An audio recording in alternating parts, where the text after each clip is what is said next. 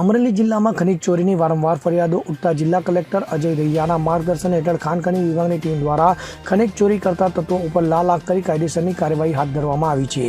અમરેલી તાલુકામાં આવેલા સરબંડા ગામ નજીક શેત્રુંજી નદીના પટમાં સૌથી વધુ રેતી ચોરી ખાનગી રાયે થતી હોવાની ફરિયાદના આધારે અમરેલી ખાણ ખનીજ અધિકારીની ટીમ દ્વારા અલગ અલગ ટીમો બનાવી રેડ કરતા સરબંડા ગામ નજીકથી એક ડમ્પર, એક લોડર, 2 ટ્રેક્ટર સહિત ગેરકાયદેસર ખનીજ ચોરી કરતા ઝડપી લીધા વાહનો અમરેલી ખાણ ખનીજ વિભાગ કચેરીમાં રાખી સીઝ કરવાની કાર્યવાહી હાથ ધરવામાં આવી છે।